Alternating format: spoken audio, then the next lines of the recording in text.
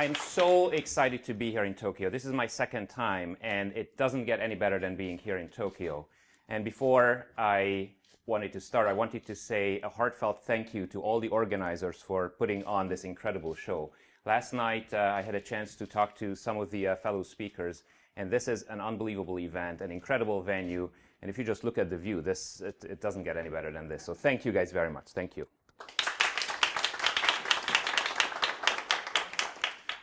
So my name is Peter, and I live in San Francisco, and I have been working in the Silicon Valley. But originally, I am from an exotic country in Central Eastern Europe. Some of you may have spotted my slight accent. I am from Hungary. I grew up behind the Iron Curtain, and it's just a truly amazing experience to see all the changes going on in the world and being part of that change. And when you are growing up in an environment like that, you do have a sincere appreciation for the ability to travel and to see the world and be in places like this. So I'm really grateful for that. About my history, I worked for Oracle for quite a while. And while I was at Oracle, I had various roles teaching developers. I was in curriculum development and in product management for quite a while. And these were the days of the web, when every product within the company had to be web-enabled. Then I decided, after many, many years, that if I'm living in the Silicon Valley, it does make sense for me to work for a startup. And I went to the company that pioneered an open industry standard that's there in every mobile device, in every desktop today, the WebSocket standard. And after being at the startup, I decided to join IBM. I decided to join IBM because IBM has a very refreshing view on developers, and I really wanted to be part of this movement. Today, I'm working with 10 strategic locations around the globe, Tokyo being one of them, and we are covering exciting technologies all the way from AI, blockchain, Java, serverless, and many, many others. But what I wanted to talk about today is passion. This is going to be more of a personal context to give you guys a little kind of insight. I've been around for quite a bit longer than many of you, and this is something that I think is ultimately really, really essential when we are trying to get the message across. So it happened about 7-8 years ago. I was thinking of big topics, meaning of life. And I realized that there was something that I really needed. I wanted to learn something. I wanted to dive into something that I'm really passionate about. And after a few weeks or months, I realized that ultimately what I want to do is learn how to fly an airplane, learn about all the cockpit and the navigation systems and the physics, and actually moving in 3 dimensions is just something truly impressive. And then, as any good husband would do, I went to my wife and said, hey, I came up with an idea and I'm here to share this with you. And her unambiguous response to my awesome proposal was, no way.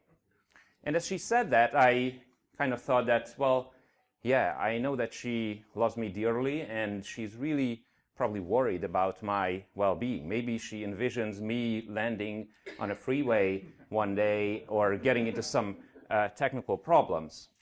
But as she was about to finish her sentence, it turned out to be completely different.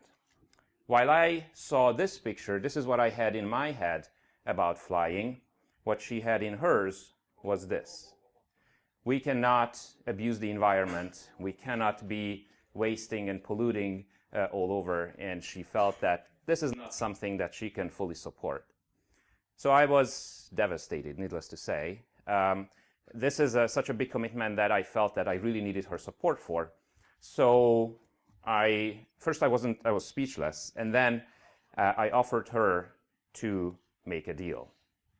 And the deal I offered her was, it's okay, I take her feedback, and I am not going to embrace this whole flying thing that I really wanted. But if I come up with another idea, she would support that. And interestingly, without really knowing what that would be, she said, that's fine. So I started researching and looking around and seeing what other options were out there. And I came across this, sunflowers. Aren't sunflowers amazing? They're turning with the sun. Well, that's kind of not the point of the picture. What I really found was the little thingies there on the sunflower, honeybees. I felt that honeybees are so deep and so exciting and so interesting that I really wanted to learn more about them.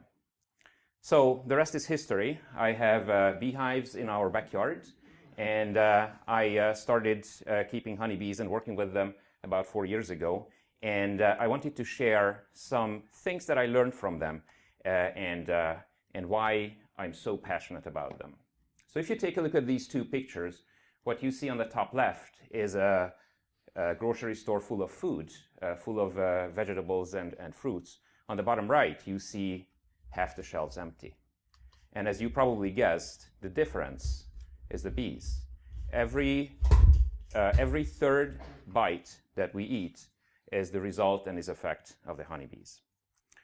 So, a little crash course on them. This is the worker bee. There are about 10 to 80,000 of them in a beehive, depending on whether they are just coming out of the winter or they are in the middle of summer when everything is blooming. These are the bees that you see on the flowers out there that are flying. You barely ever see any other kind of bee when you're walking in the field. All the worker bees are female, so they are kind of special. They have 3 castes, and this is probably the most important caste of all of them. They only live 6 to 12 weeks. In the winter, they live longer because they are not flying. But once they are out there in the field, it does take a lot of toll on them, and they get damaged quite a bit. And they are collecting 2 major things. They're collecting nectar from the flowers. You know, the flowers with the photosynthesis, they create the sweet nectar that they're collecting and turn into honey.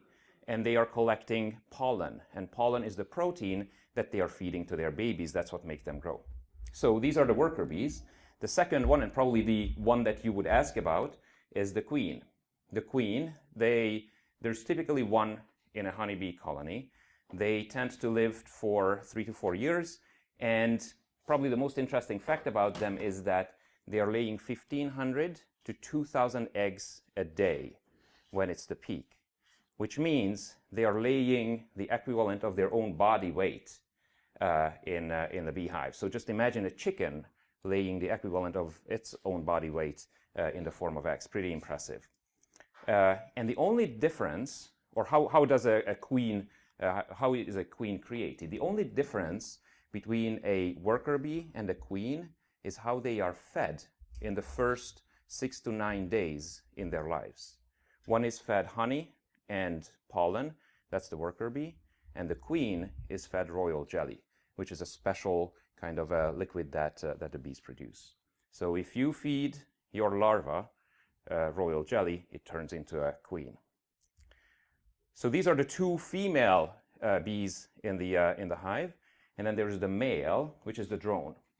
The only purpose, the sole purpose of the drone in the beehive is to mate with a queen. And right after they mate, they die. So what a majestic goal and purpose in life. And they only have a few hundred in every colony. So I wanted to give you this very brief introduction so that we all can relate to them. And now that you all see what the bees look like, I wanted to show you what they really look like, not on a drawing, but in inside a hive. So what you see here is a honeycomb. And on a honeycomb, you see that here you see the hexagon-shaped cells. This is where the bees put the nectar and the pollen and the little baby bees. And you see the workers here. And there is a special bee on the slide or on the projector. You can probably spot that. And that is the queen. Anybody can see the queen there? Very good. So that's the queen there. Okay, so this was level 1. Are you ready for level 2?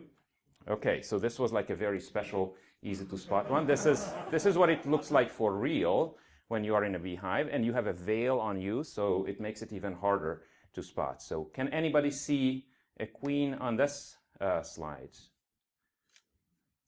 Okay, some of you are thinking that maybe there is one. So the queen is here. Yeah. Okay, this was level 2. How about level 3?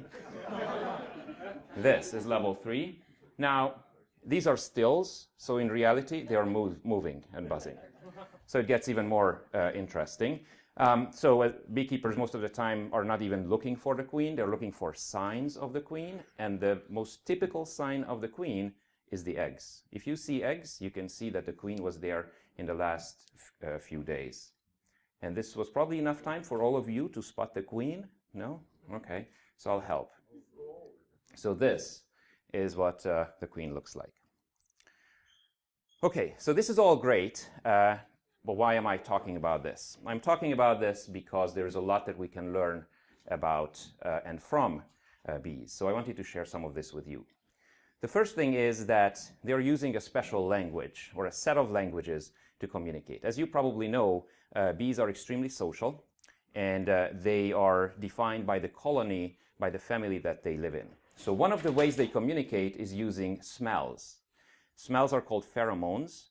And here is an example of a special pheromone that they are releasing on the top left, where they put their bottom up and they are fanning as they are releasing the pheromone. And that's a signal of, we are here, come here. So if there is some turmoil in the hive, they feel that others from the colony might be lost. That's how they call them there. Another one that you probably heard about is a special dance that they use to communicate. And this dance is to identify and share with other bees within the colony where all the food is. So I am a really lucky bee. I am out there in the field and I found an awesome source of food. What do I do when I go back? I go back and I share it with the others. There's a research done in the 1940s by Karl von Frisch. He was a German scientist. And he found out that there is a dance that they are doing called the waggle dance that is used to communicate where all the source of food sources. And he got a Nobel Prize for this. So I'm trying to show you guys what this looks like. So there's the bee in the middle that is moving around and then moving up and dancing. And look at all the other bees that are around her and trying to kind of understand what she's saying, paying attention to this. The angle of the direction on the comb indicates the direction relative to the sun when they are getting out of the hive, and the length of the waggle indicates the distance. And that's how they are sharing and communicating the information. So they are, how do I get to the next one? They're talking in code. The next thing I wanted to talk about is what is inside the beehive. It's truly amazing that everything that's inside the beehive, typically in the trunk of a tree, they are building themselves. They build the honeycomb. The honeycomb is this incredible architectural structure that they use to store honey, to store the pollen, and they actually created little bees there as well. Whenever we are helping the bees and we give them a place to live, what we do is we make their lives a little easier so that it's easy for them to create surplus. And when they have a lot of surplus, then that's something that we can harvest. Why do they make honey to begin with? Well, they are creating honey is because they, as a superorganism, as a colony, have constant temperature, just like us. And their temperature is very much the same as ours. It's in around 35 degrees Celsius, around 95, 96 degrees Fahrenheit, about the same as our body temperature. So when it gets cold in Japan or in Europe or in Russia, what they do is they are moving their wing muscles. They're vibrating that, and that's how they generate heat, and they need carbohydrate for that. And that's why they developed the ability to collect a lot of and create a lot of honey for the winter. So whatever is inside the beehive is very exciting and very interesting. In addition to these, there are a lot of other things inside, like propolis that has all sorts of antibiotic attributes as well. Let me talk about the third aspect, in addition to the code that they speak and the content that they create in there, and that's the notion of them forming a superorganism. It's truly amazing how bees as individuals don't really count. It's actually the colony that is the unit of the bees from any reasonable perspective. So what you see here is basically the reproduction of the colony. The reproduction of the colony is called the swarming. When inside a hive there are a lot of bees and they feel that they are getting a little crowded, and then the queen leads about half the bees out of the hive. They fly out. There's this big cloud that flies out, and they sit on a tree. And then eventually a new queen will emerge, and she will start the colony in the old location, and the old queen flies away with these bees. So how do they decide where they go? They are sending out scouts. The scouts look around, and when they found a place, a good place, they come back and they advertise it to all the bees. And guess what? They are voting. They vote where they will go, and research shows that in about 90% of the cases, when they come back and advertise and vote about it in a democratic fashion, they find an ideal place where they are going to be. So swarming is how the colony reproduces. This is the sex part, the real one that bees are doing. So there's a lot of things we can learn from bees, and I wanted to call out these three aspects. The code aspect, how they communicate and share information with each other, what's inside the hive, and how they kind of keep together as a community. What does this have to do with IBM? What does this have to do with what we do? Well, IBM is a company that has been around for well over 100 years, and when you are a company with a 100-year history, there is a lot of opportunities for you to do interesting things. One of them is to create alternate logos. So in 1981, a graphics designer called Paul Rand came up with this logo, and this became so popular and so widely used with the bee in the middle that is kind of the justification. We have been embracing bees for a very long time. So much so that here is the dressing part of the talk. We have bee t-shirts. Thank you. So, let's see what we have learned from bees on the code front. I brought a handful of examples for you to share it with you, because I felt that we put a lot of work and a lot of energy into it, and we feel that it works really well. So I wanted to kind of create a little game so that we can share this. What we did was we created a series of so-called code patterns, and these are so-called complete solutions that many developers are facing and they are trying to leverage. We have well over 200 of these. We are facing the challenge of maintaining them and keeping them fresh and up to date, but we are working very hard to make this happen.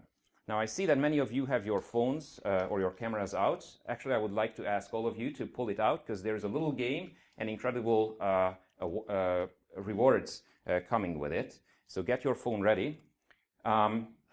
One more word about the code patterns. Obviously, on the far left, you see the source. Everything is on GitHub. There are detailed descriptions of what that solution outlines and entails, and then an architecture overview of the actual technologies and services and components that were used. And given the excitement and the interesting services that the cloud providers are offering on the AI and blockchain and serverless front, this can be a very interesting source for developers, and we have been a lot of success and something that is relevant. Here you can see a wide range of technologies that are used in these codes. So now I want to play a game, and the game is going to be the following.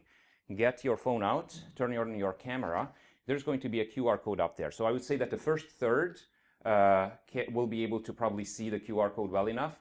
In the back, if you cannot see the QR code, maybe you can see it on the side screen. There's a URL there. You can bring that up as well. And what I'm asking you to do is bring up that URL, and that is kind of a nice way for you to take a look at these code patterns. And I brought a special prize, and that special prize is a lip balm. And this lip balm is coming from my beehive, from my bees, made out of beeswax. It smells really cool. It's a neat little thing, and as you can see, it's pretty small, and there's even an envelope that comes with it.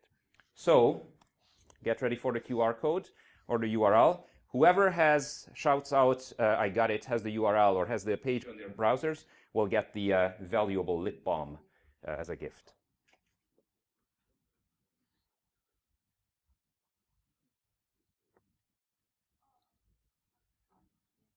Somebody got it? Who you said you got it? Okay, here you go. So this is a lip balm from my honeybees from California.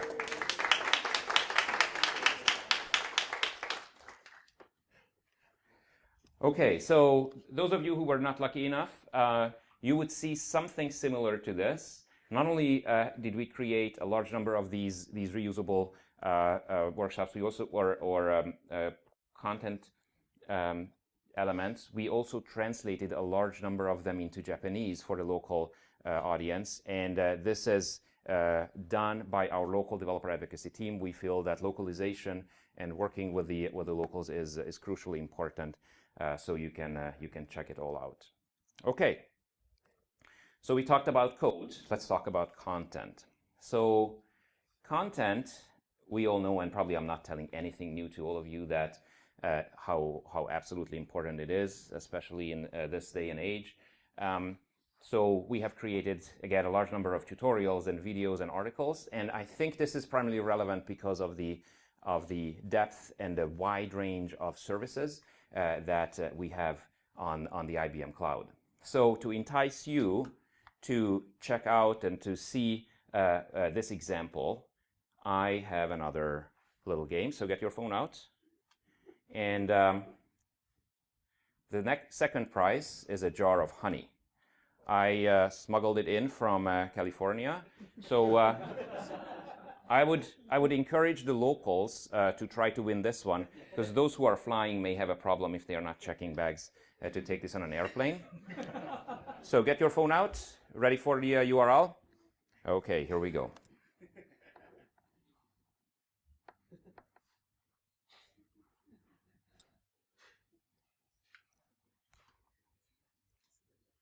If you cannot scan it, you can see the URL at the bottom. You can type it in. You got it? There you go. A jar of honey for you. This is liquid gold. Okay.